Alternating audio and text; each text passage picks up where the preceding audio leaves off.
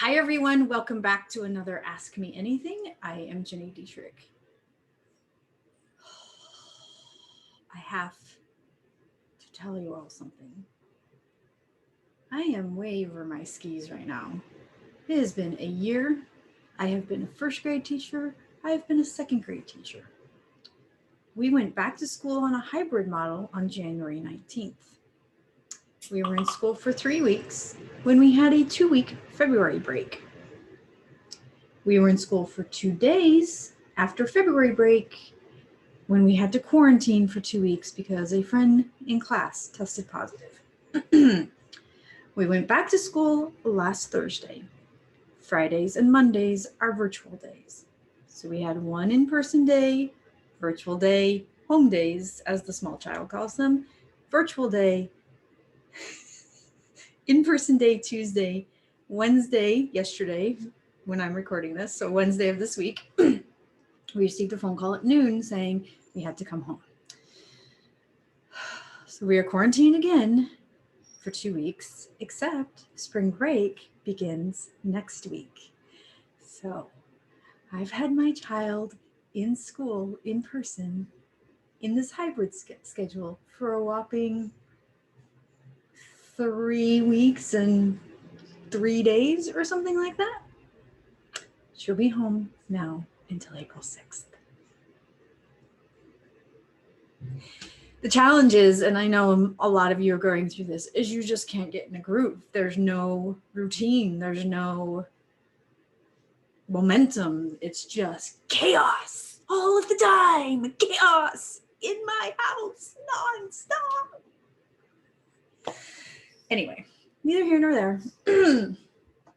Today's Ask Me Anything has 3 questions. The first is, what is everyone reading these days? And it comes from Chris Kraft. So if you have books to add to this, that would be great. I just picked up, I haven't started reading it yet, Post-Corona, because I understand that it speaks to some of the things that I have been speaking about when I'm doing speaking engagements, virtual speaking engagements, about what the future looks like from a values-based marketing perspective. And I had a friend recommend it because he said that it talks a lot about the same types of things that I'm talking about. So that's on my list. Christine Mortensen said, I just finished reading Liminal Thinking by Dave Gray and enjoyed it. And I'm also listening to Our Time Is Now by Stacey Abram. Yeah. And then Roger Friedrichsen said Sapiens and Homo Deus by, I'm not even going to try.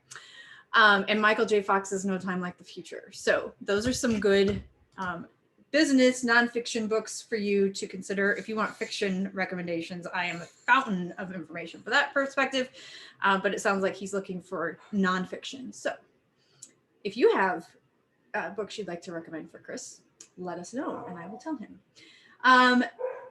The second question was, what types of KPIs do you put in place for revenue and new business leads when your plan is focused on earned media and speaking engagements? This one's really hard because it's extraordinarily challenging to link earned media and speaking engagements to new business leads and revenue, right?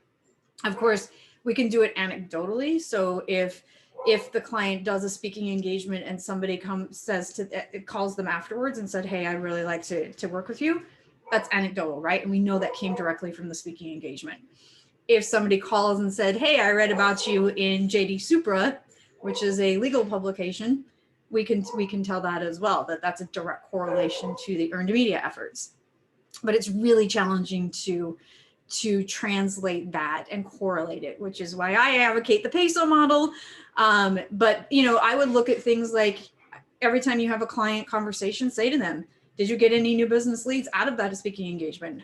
Where have the new business conversations you've had this week, have you asked them how they found you? So have those kinds of conversations so that you can begin to directly correlate.